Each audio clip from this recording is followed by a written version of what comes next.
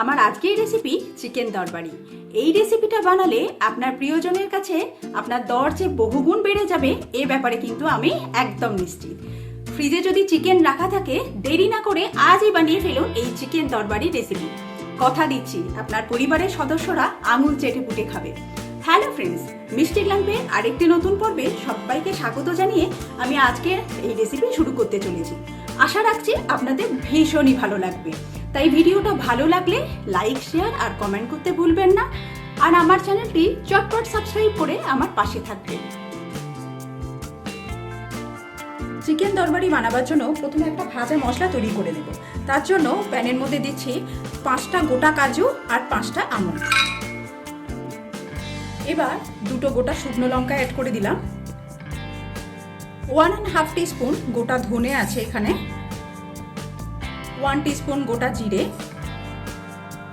এখানে নিয়েছি 1/2 টিস্পুন মৌরি, 1/2 টিস্পুন গোটা গোলমরিচ অ্যাড করে দিলাম। এবার দিয়ে দিচ্ছি 5টা লবঙ্গ। এবার দিয়ে দেবো 3টে ছোট এলাচ, একটা দারচিনি স্টিক, সামান্য একটুখানি জয়িত্রী ফুল। মশলাগুলো ড্রাই রোস্ট করে নেব।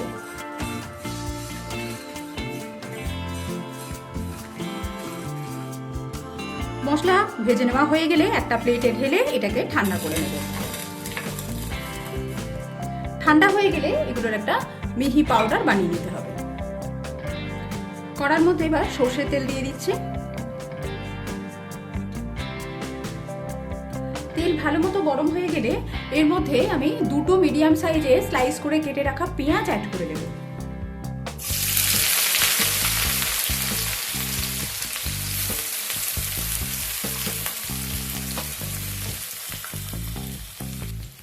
এই পেঁয়াজের বেরেস্তা বানিয়ে নিতে হবে। পেঁয়াজটাকে বেশ লালচে করে আমাদের ভেজে নিতে হবে।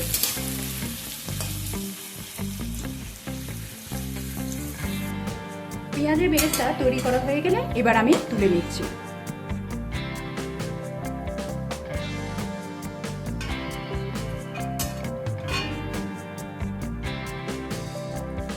বেরেস্তা ঠান্ডা হয়ে গেলে একটা মিক্সিং জারের মধ্যে আমি বেরেস্তাগুলো দিয়ে দিলাম। আর দিয়েছি এক টেবিল স্পুন টক দই। এবার সামান্য পরিমাণ জল অ্যাড করে এর একটা মিহি পেস্ট বানিয়ে নেব। এখানে 400 গ্রাম উইথ বোন চিকেন নিয়েছি। প্রথমে চিকেনটাকে ম্যারিনেট করে নেব। তার জন্য দিচ্ছি 1 টিস্পুন আদা রসুনের পেস্ট, পরিমাণ মতো নুন দিয়ে দেবো।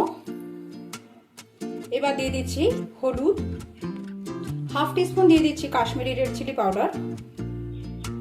এই যে প্রথমে এই গুঁড়ো মশলাটা তৈরি করেছিলাম, এই মশলা থেকে 2 টিস্পুন আমি প্রথমে এই মাংসের মধ্যে ম্যারিনেশনের সময় দিয়ে দিচ্ছি।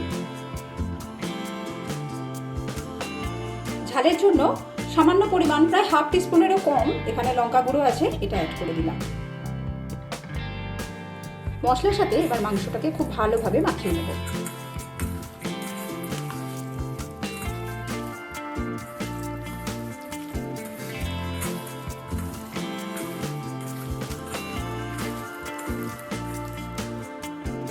এইভাবে আমি চিকেনটা 15 মিনিটের জন্য রেখে দিচ্ছি। 15 মিনিট পরে আমি কড়াটা আবার গ্যাসের উপর বসিয়ে দিলাম।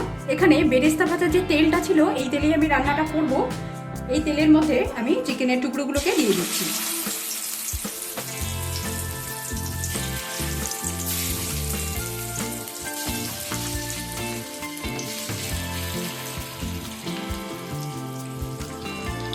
এবার গ্যাসের ফ্লেমটাকে মিডিয়ামে রেখে 2 মিনিটের মতো সময় নিয়ে চিকেনটাকে একটু নাড়াচাড়া করে নেব।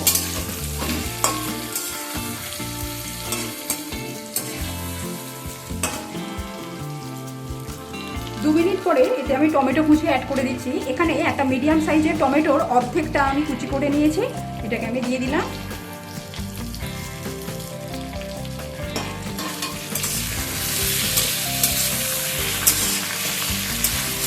গ্যাসের ফ্লেমটাকে একটু কমিয়ে দিয়ে এবার এটাকে কভার করে দিয়ে কষিয়ে নেব, যাতে টমেটোটা খুব ভালোভাবে গলে যায়। কিছুক্ষণ চাপা দিয়ে রান্না করার পর টমেটো দেখুন কত সুন্দরভাবে গলে গেছে একদম গ্রেভির সাথে। এবার যে বাটিতে আমি মাংসটা ম্যারিনেট করেছিলাম সেই বাটি ধুয়ে সামান্য পরিমাণ জল এতে অ্যাড করে দিলাম।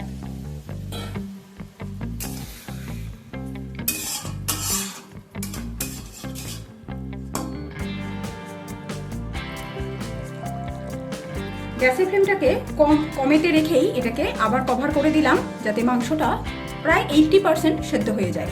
মাঝে মাঝে ঢাকনা খুলে অবশ্যই কিন্তু একবার করে নেড়ে দেব। চিকেনটা প্রায় 70 থেকে 80% সেদ্ধ হয়ে গেছে। এই সময় আমি প্রথমে যে বেরেস্তা টক দইয়ের পেস্টটা তৈরি করেছিলাম এইটা অ্যাড করে দেব।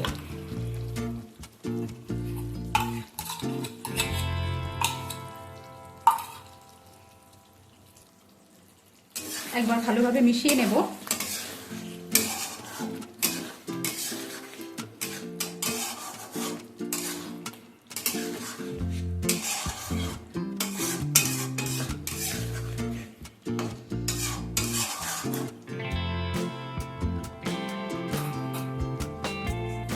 চিকেন ম্যারিনেশনের সময় পরিমাণ মতো নুন দেওয়া ছিল, বাকি নুনটা আমি সেই বুঝে এতে অ্যাড করে দিলাম।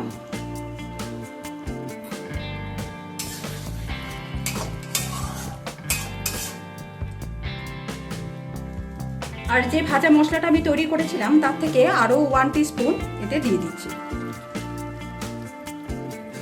একটুখানি ভাজা মশলা আমার বেঁচে গেছে, এটা আমি অন্য রান্নায় ব্যবহার করে নেব।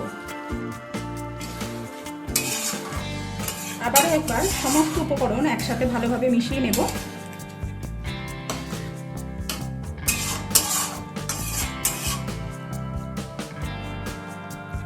লো ফ্লেমে এটাকে কভার করে দিয়ে আরো 5 মিনিট এইভাবে রান্না করে নেব। আরো 5 মিনিট রান্না করার পর আমি এবার গ্যাসের ফ্লেমটাকে অফ করে দিলাম। এবার আমি এতে 1 টিস্পুন ড্রাই রোস্ট করা কসুরি মেথি অ্যাড করে দিচ্ছি।